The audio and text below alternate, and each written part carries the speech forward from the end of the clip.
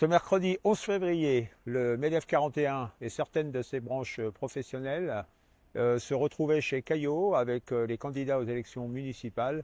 Et donc, le MEDEF nous a fait part de ses préoccupations et auditionné les candidats sur leur programme. De manière synthétique, on a entendu deux aspects dans les interventions du MEDEF et des branches professionnelles.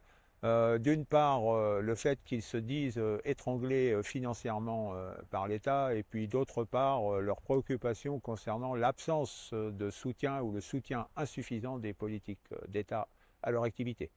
Concernant le premier point, c'est-à-dire l'étranglement fiscal, évidemment, il faut rappeler aux MEDEF, c'est-à-dire à ceux qui s'indiquent non pas les PME, PMI, mais les très très grandes entreprises, ceux qui font souvent du profit au CAC 40, qu'un rapport a été remis au Sénat pendant l'été et ce rapport fait état de 210 milliards annuels d'exonérations et de subventions en tout genre dont on ne trouve pas la trace ensuite dans l'économie. Et ce rapport a été rédigé entre autres par un sénateur, les Républicains, et non pas par un gauchiste.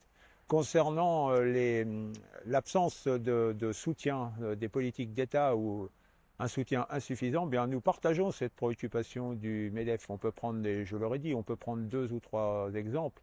La politique de logement, il faudrait 4 à 500 000 logements construits en France avec une politique d'État active.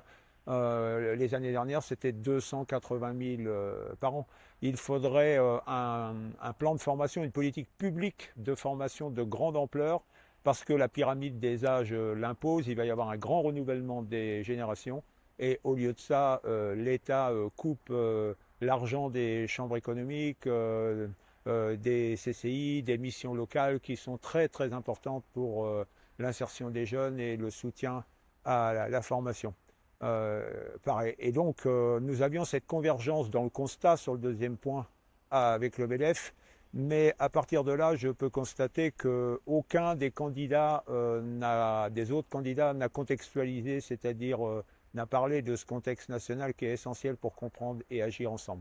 Nous avons donc proposé au MEDEF de mener des actions communes. Je vais prendre un exemple. Ils veulent tous, évidemment, un très bon entretien des infrastructures, c'est essentiel à l'activité économique. Et prenons l'exemple parmi ces infrastructures des routes. Nous proposons qu'en début de mandat, de faire un état des lieux de tout l'entretien nécessaire, et Dieu sait que c'est nécessaire, des voies, routes et rues du Romorantinais et de la communauté de communes, de chiffrer ce qu'il en coûterait. Et bien sûr, nous constaterons que nous n'avons pas les moyens, étant donné la baisse des subventions de l'État, moins 2,2 milliards aux collectivités locales dans la loi de finances qui vient d'être adoptée, moins 600 000 euros pour Romorantin sans doute dans le budget 2026. Nous ne pourrons donc pas faire face à ces exigences d'entretenir les routes. Nous avons donc proposé aux MEDEF, aux entrepreneurs, aux branches professionnelles de se mobiliser ensemble pour obtenir de l'État les moyens nécessaires à l'entretien des routes, ce qui servira aux particuliers comme aux entrepreneurs. Ensuite, pour finir, évidemment qu'on a des propositions locales, même si nous ne sommes pas prêts, comme j'ai dit, à compenser localement les insuffisances de l'État. On renverra vers l'État ses responsabilités. Alors localement, ce qu'on va proposer, c'est effectivement de faire confiance aux syndicalistes locaux qui ont des propositions sur l'emploi et aux entrepreneurs locaux, qu'ils soient syndiqués au MEDEF ou non. Et donc les entrepreneurs locaux, ils ont déjà leur réseau. Il n'y a pas besoin d'être un candidat tel les autres qui arrivent en disant j'ai mes réseaux et je vais vous sauver de l'extérieur. Les entrepreneurs locaux sont déjà regroupés en réseau dans le GIR, le GEPS, l'ARCA pour les PME, PMI, et ils ont des propositions de développement économique à faire.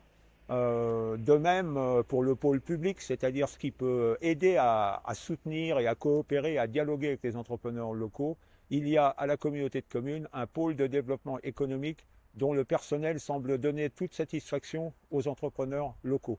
Donc nous n'introduirons pas des intervenants privés, des consultants dans cette opération. Et puis la dernière chose, c'est en matière de développement économique local, l'important, ce n'est pas d'essayer d'aller faire le boulot des entrepreneurs à leur place, c'est de rendre la ville attractive. Et là, il faut prendre tous les leviers qu'on peut avoir. Il y a un déficit d'attractivité considérable de la ville et de la communauté de communes, mais attractivité, ça ne veut pas dire qu'on rentre en concurrence avec les autres communautés de communes, ça veut dire qu'on fait ici ce qui manque ici pour l'instant en raison de la mauvaise politique suivie ces dernières années. Quelques exemples de ce qu'il faut, des leviers qu'il faut soulever. Au lycée Claude de France et Denis Papin, une seule poursuite d'études. Dans des villes comme Issoudun et Vendôme, il y a 4-5 poursuites d'études possibles après le bac. Des services publics qui fonctionnent bien, et notamment le service de santé qui est un service au public. Nous proposerons au personnel de santé de concevoir un projet de santé pour le territoire, une maison pluridisciplinaire de santé. Nous leur donnerons la main sur le sujet, comme nous ferons confiance aux entrepreneurs locaux pour configurer un projet de développement économique. Et en matière d'attractivité, la question des transports est essentielle.